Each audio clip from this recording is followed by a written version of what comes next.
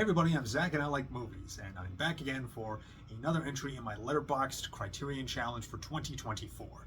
And this day's prompt was 27, which was a movie made in Brazil, and there were really only two options that I had for this, but the one I went with was a film from 1980 known as Pixote, also known as The Law of the Weakest. This was a movie directed by one Héctor Babenco. And it is a movie that's primarily focuses on a young boy named Pixote. He's a little 10-year-old street criminal and an orphan, and but while he is like the main character, it's more like he's the focal point in examining this world of being part of Brazil's lowest poverty rank and just bearing witness to all sorts of police corruption and poverty and crime and a whole manner of real harshness. I won't mince words. This movie was kind of rough. It is a doozy of a movie to sit through, and especially given that our main focus is a 10-year-old boy. But and the fact that I'm probably skipping ahead, but to this movie's credit, none of it ever feels artificial. There is such a true living authenticity to what we're seeing in this film. This was made in this sort of docudrama style that feels very reminiscent of Italian neorealist movies. Those were movies made back in Italy, like post World War II, where there was a lot of there was this need for cinema to be reflective of the war-stricken realities that Italy was facing at the time, and and there was and film directors like Vittorio De Sica and Roberto Rossellini. They came out and were big champions of hiring on non-professional actors to just sort of come in and fill these scenes and tell these very humane and very personal stories that are powerfully emotional, even to this day. And Pixote feels very much in that same camp, because a lot of the characters that we follow here, a lot of them just were actual orphans and kids that were that they auditioned for. And the main boy that plays Pixote, his name was Fernando Ramos de Silva. He was actually a street criminal when he auditioned, and sadly.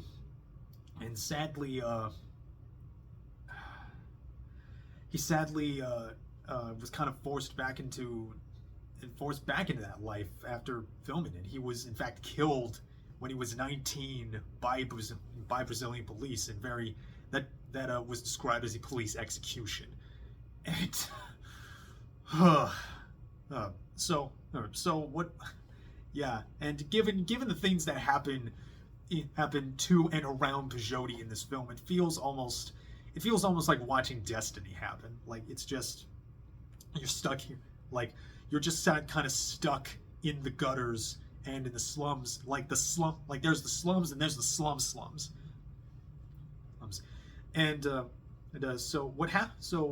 So what we kind of see, so plot wise, we're just kind of seeing sequences of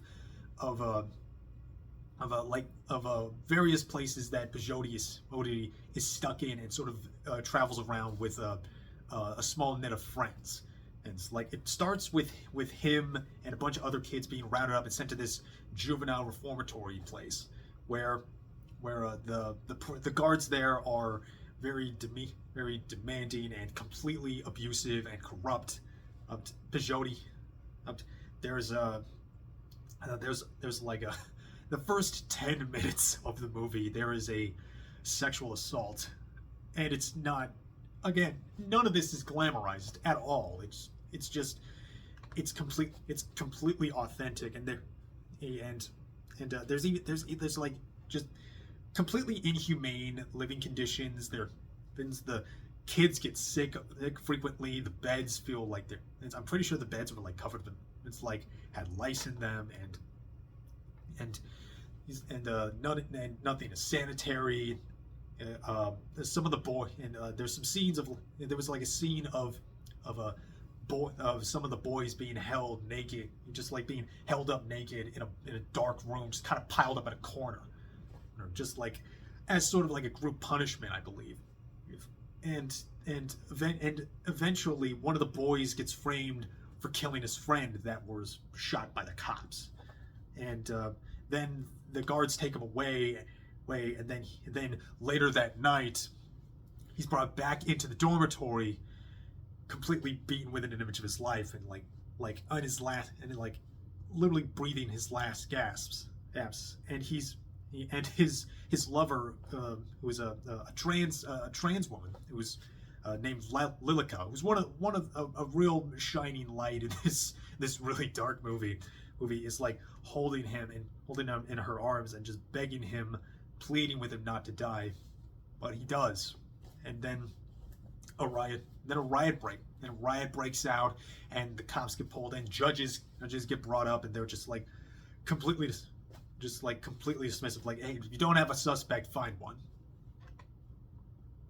It's like, just, and again, none of this is like drama, like glamorized or dramatized for the sake of it. It just feels very matter of fact, just very blunt and very merciless too. I think if you do seek out movies that are very discomforting and kind of like leave you sitting there in that discomfort, then Pixote is definitely one you can't miss, and it's a real gut wrenching.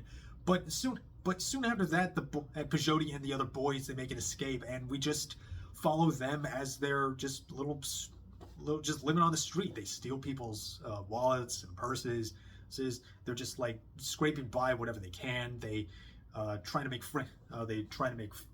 like Pixote and Lilica and Chico and Lilica's new boyfriend Dito. They like get wrapped up in drug dealing and prostitution, and we just see these like various locations and seedy underbellies of like that, like, yeah, is kind of where the lowest of lower class kind of wrapped around with. These are like, yeah, the red light districts and all that. But they do try to make the best of things. There's a wonderful scene when they go to the beach and they just have like a nice day at the beach, and it feels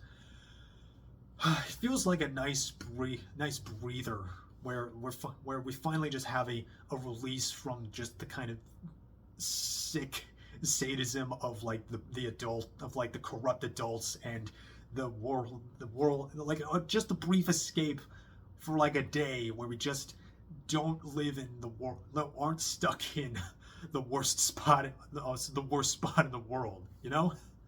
Oh, but things continue, but that day can't last forever, and things continue on, and things get worse, and yeah, and an important piece and an important part of like Pixote's kind of development is this sort of a looming threat of when he takes his first life. Like there's moments early on where he's like, he like tries to fight up against boys bigger than him. He like makes clear threats with other people, and it's sort of this first time when he holds a gun in his hand, and it feels like a real big ooh, a door has been unlocked for him, and a robbery goes wrong, and he finally does, and it's so it's so blood chilling. And man, it's so devastating because it just they try to like rob this they try to rob this showgirl named Deborah that who like duped them a few days ago, but man, it goes bad, and they basically killed her for nothing. Yeah, yeah. Then they kind of, and then later they kind of become like pimps. Well, it's less. I don't know if they're like pimps for this prostitute that they start palling around with. More like the prostitute who like brings she brings clients over to her place where the boys pop out and they rob the guy, and that doesn't, and one of those jobs doesn't end well, and Dito, who was pretty much the only friend that's stuck around Pixote, be it through just leaving or they died. Dito was really the last friend that Pixote had, at least among the kids, and Pixote accidentally shoots him and he dies. And then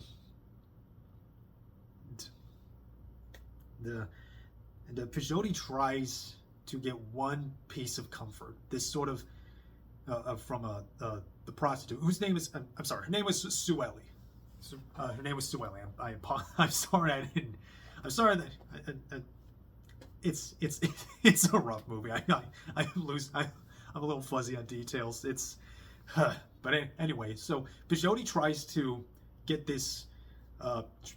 comfort from Sueli because, and comfort in the sort of motherly, this sort of matronly comfort that he never really had.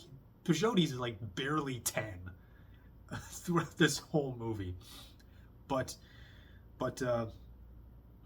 as gracious as Sueli does as try to give comfort, she just rejects him in complete disgust, and he leaves. And the last moment of the movie is watching Pixote walking down a railway line, carrying his gun, and we just watch him fade into the distance, and that's the film. And yeah, it's rough. I don't know how else to say it. It's a rough sit, but I sort of have a hard time recommending something that I didn't personally enjoy. But that being said, I think Pixote is kind of stunning if you want to like. I do think that like watching, just watching movies from other cultures and seeing other ways of life is important in general to me. But I do think it is kind of courageous filmmaking. I think Héctor, the director Héctor absolutely did something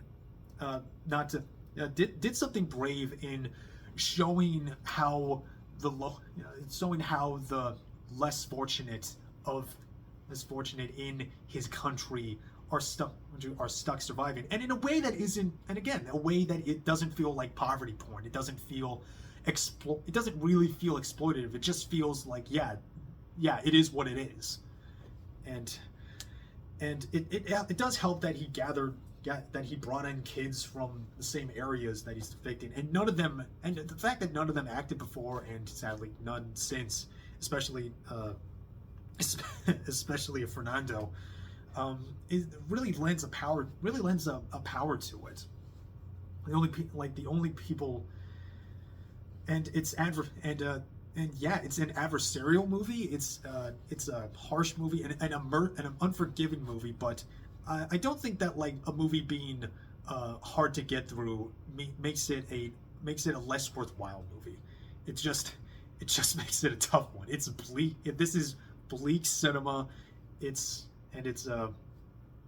clear that it is harrowing, and it's full of corruption and violence and despair, but it's raw in a way that feels very genuine to the time, very genuine to the place, and very genuine to very genuine to the society that it exists in. And I don't know if I'll ever watch it again personally, but I do think Pixote was certainly an experience I will never forget, and I think that's worthwhile in its own way. And yeah, I think that's generally it. I think that's all I have for this film. It is currently available to stream on the Criterion channel, and it is physically available through Martin Scorsese's World Cinema Project, release through Criterion. The third one. There's like 4 now, I think. Hopefully a 5th one of these days. But yeah, I think that'll be it for now. I really need a comedy. I really need something silly. I need to watch a comedy after that. It was a rough one.